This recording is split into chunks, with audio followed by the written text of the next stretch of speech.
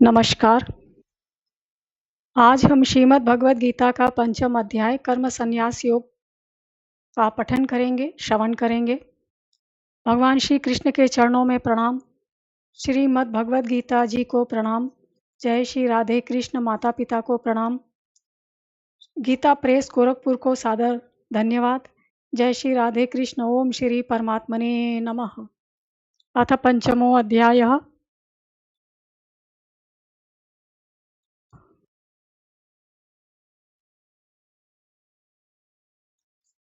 अथ पंचमो अध्यायः।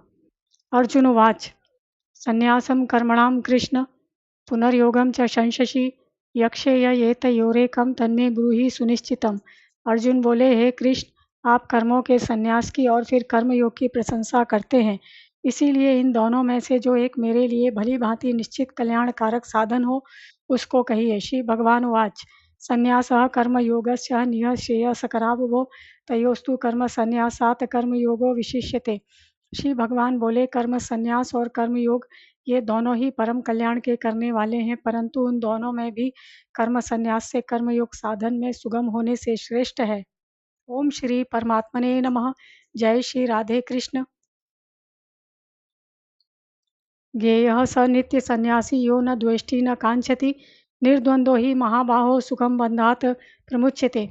हे अर्जुन, जो पुरुष न किसी से द्वेष करता है और न किसी की आकांक्षा करता है वह कर्मयोगी सदा सन्यासी ही समझने योग्य है, क्योंकि राग द्वेषादि द्वंद्वों से रहित पुरुष सुखपूर्वक संसार बंधन से मुक्त हो जाता है। सांख्य योगो पृथक बालाः प्रवदन्ति न पंडिताः एकमप्या स्थितः सम्यग् उभयोर विन्दते फलम। उपर्युक्त संन्यास और कर्मयोग को मूर्ख लोग पृथक पृथक फल देने वाले कहते हैं, न कि पंडित जन, क्योंकि दोनों में से एक में भी सम्यक प्रकार से स्थित पुरुष दोनों के फल रूप परमात्मा को प्राप्त होता है। यहाँ पर पुरुष शब्द मनुष्य के लिए आया है। यत सांख्ये प्राप्यते स्थानम तद्योगैरपि गम्यते एकम सांख्यम च योगम च यह पश्यति स पश्यति। ज्ञान योगियों द्वारा जो परम धाम प्राप्त किया जाता है, कर्म योगियों द्वारा भी वही प्राप्त किया जाता है। इसीलिए जो पुरुष ज्ञान योग और कर्म योग को फल रूप में एक देखता है वही यथार्थ देखता है। यहाँ पर भी पुरुष शब्द जो है वो मनुष्य के लिए आया है। संन्यासस्तु महाबाहो दुःखमाप्तुम योगतः योगयुक्तो मुनिर्ब्रह्म न चिरेणाधिगच्छति। परंतु हे अर्जुन, कर्मयोग के बिना संन्यास अर्थात मन, इंद्रिय और शरीर द्वारा होने वाले संपूर्ण कर्मों में कर्तापन का त्याग प्राप्त होना कठिन है, और भगवत स्वरूप को मनन करने वाला कर्मयोगी पर ब्रह्म परमात्मा को शीघ्र ही प्राप्त हो जाता है। योग युक्तो विशुद्धात्मा विजितात्मा जितेंद्रिय सर्वभूतात्मा भूतात्मा कुर्वन्नपि न लिप्यते। जिनका मन अपने वश में है, जो जितेंद्रिय एवं विशुद्ध अंतःकरण वाला है और संपूर्ण प्राणियों का आत्मरूप आत्मा ही जिसका आत्मा है, ऐसा कर्मयोगी कर्म करता हुआ भी लिप्त नहीं होता। नैव किंचित करोमीति युक्तो मन्येत तत्त्ववित् पश्यन् श्रवणन् स्पृशन् जिघ्नन् न गक्षन् न स्वप्नन् न श्वसन् प्रलपन् विसृजन् न गृह्णन् न मिशन्नपि इंद्रियाणींद्रियार्थेषु वर्तन्ते धारयन्। तत्व को जानने वाला सांख्य योगी तो देखता हुआ, सुनता हुआ, स्पर्श करता हुआ, सूंघता हुआ, भोजन करता हुआ, गमन करता हुआ, सोता हुआ, श्वास लेता हुआ, बोलता हुआ, त्यागता हुआ, ग्रहण करता हुआ तथा आंखों को खोलता और मूंदता हुआ भी सब इंद्रियां अपने अपने अर्थों में बरत रही हैं, ऐसा समझ कर निःसंदेह ऐसा माने कि मैं कुछ भी नहीं करता हूँ।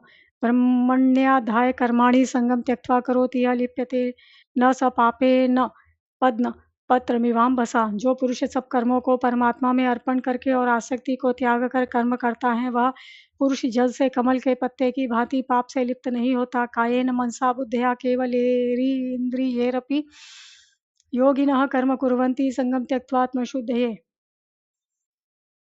कर्मयोगी ममत्व बुद्धि रहित केवल इंद्रिय, मन, बुद्धि और शरीर द्वारा भी आसक्ति को त्याग कर अंतःकरण की शुद्धि के लिए कर्म करते हैं।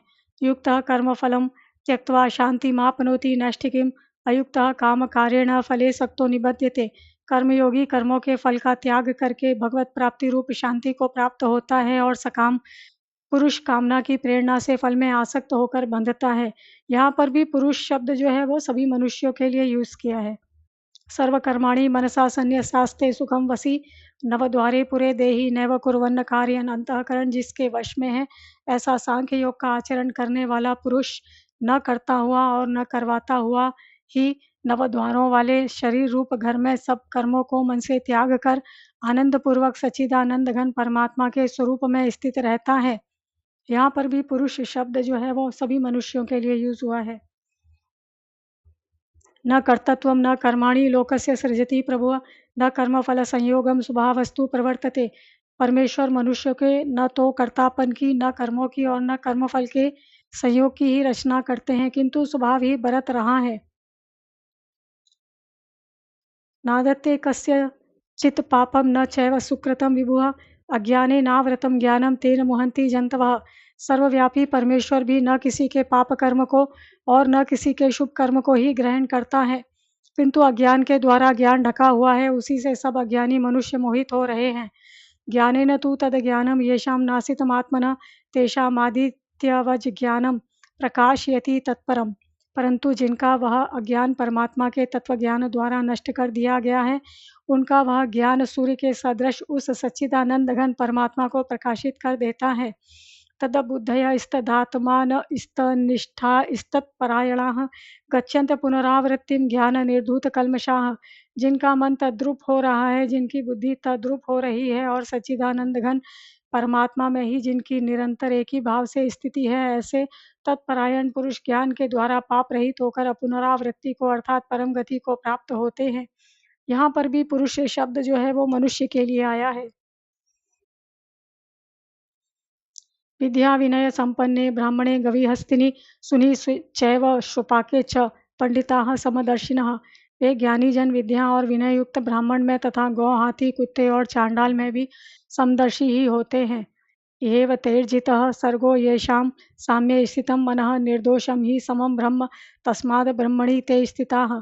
जिनका मन समभाव में स्थित है, उनके द्वारा इस जीवित अवस्था में ही संपूर्ण संसार जीत लिया गया है, क्योंकि सच्चिदानंद घन परमात्मा निर्दोष और सम है। इससे वे सच्चिदानंद घन परमात्मा में ही स्थित हैं। न प्रहस्येत प्रियम प्राप्य नो द्विजेत प्राप्य चाप्रियम स्थिर बुद्धिर सम्मूढ़ो ब्रह्मविद ब्रह्मणि स्थितः। जो पुरुष प्रिय को प्राप्त होकर हर्षित नहीं हो और अप्रिय को प्राप्त होकर उद्विग्न न हो, वह स्थिर बुद्धि संशय रहित ब्रह्मवेत्ता पुरुष सच्चिदानंद घन पर ब्रह्म परमात्मा में एक ही भाव से नित्य स्थित है। प्राय स्पर्शेष्वसक्तात्मा विन्दयात्मनि यत सुखम स ब्रह्म योग युक्तात्मा सुखम अक्षयम अश्नुते। बाहर के विषयों में आसक्ति रहित अंतःकरण वाला साधक आत्मा में स्थित जो ध्यान जनित सात्विक आनंद है, उसको प्राप्त होता है। तदनंतर वह सच्चिदानंद घन पर ब्रह्म परमात्मा के ध्यान रूप योग में अभिन्न भाव से स्थित पुरुष अक्षय आनंद का अनुभव करता है। यही सनिस्पर्शजा भोगा दुख यौनय एवते आद्यंतवंतः कौन्तेय न तेषु रमते बुधा। जो ये इंद्रिय तथा विषयों के संयोग से उत्पन्न होने वाले सब भोग हैं, यद्यपि विषयी पुरुषों को सुख रूप भासते हैं, तो भी दुख के ही हेतु हैं और आदि अंत वाले अर्थात अनित्य हैं। इसीलिए हे अर्जुन, बुद्धिमान विवेकी पुरुष उनमें नहीं रमता। यहाँ पुरुष शब्द मनुष्य के लिए आया है।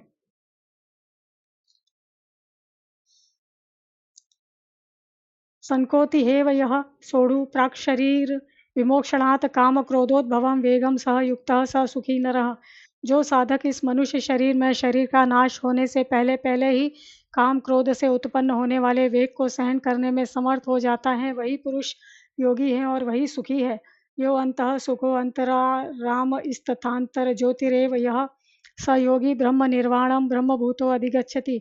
जो पुरुष अंतरात्मा में ही सुख वाला है, आत्मा में ही रमण करने वाला है तथा जो आत्मा में ही ज्ञान वाला है, वह सच्चिदानंद घन परम ब्रह्म परमात्मा के साथ एक ही भाव को प्राप्त सांख्य योगी शांत ब्रह्म को प्राप्त होता है। ओम श्री परमात्मने नमः। जय श्री राधे कृष्ण। लभन्ते ब्रह्म निर्वाण मृषयः क्षीण कल्मषाः छिन्न द्वेधा यतात्मानः सर्वभूत हिते रताः। जिनके सब पाप नष्ट हो गए हैं, जिनके सब संशय ज्ञान के द्वारा निवृत्त हो गए हैं, जो संपूर्ण प्राणियों के हित में रत हैं और जिनका जीता हुआ मन प्राणियों के जिनके सब पाप नष्ट हो गए हैं, जिनके सब संशय ज्ञान के द्वारा निवृत्त हो गए हैं, जो संपूर्ण प्राणियों के हित में रत है और जिनका जीता हुआ मन निश्चल भाव से परमात्मा में स्थित है, वे ब्रह्मवेत्ता पुरुष शांत ब्रह्म को प्राप्त होते हैं। यहाँ पर भी पुरुष शब्द मनुष्य के लिए आया है। काम क्रोध वियुक्तानाम यतीनाम यत चेतसाम अभितो ब्रह्म निर्वाणम वर्तते विदितात्मनाम। काम क्रोध से रहित जीते हुए चित्त वाले पर ब्रह्म परमात्मा का साक्षात्कार किए हुए ज्ञानी पुरुषों के लिए सब ओर से शांत पर ब्रह्म परमात्मा ही परिपूर्ण है। यहाँ भी पुरुषों शब्द मनुष्यों के लिए आया है। स्पर्शान कृत्वा बहिर्बाह्यं चक्षु सेवांतरेषु पूर्वोः प्राणापानो समो कृत्वा नासाभ्यन्तरचारिणो यतेन्द्रिय मनो बुद्धिर्मुनि मोक्ष परायणः विगतेक्षा भय क्रोधो यह सदा मुक्त एव सः।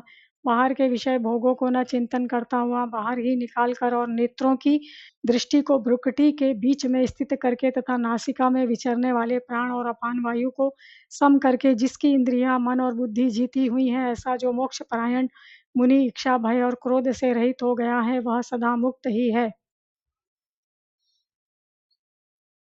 भोक्तारं यज्ञ तपसां सर्वलोक महेश्वरम सुहृदम सर्वभूतानां ज्ञात्वा माम शांति रक्षति।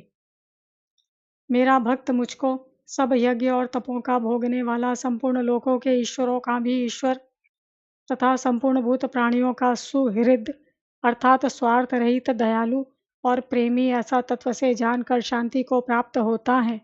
ओम तत्सदिति श्रीमद्भगवद्गीता सुपनिषत्सु ब्रह्म विद्यायां योग शास्त्रे श्री कृष्णार्जुन संवादे कर्म संन्यास योगो नाम पंचमो अध्यायः।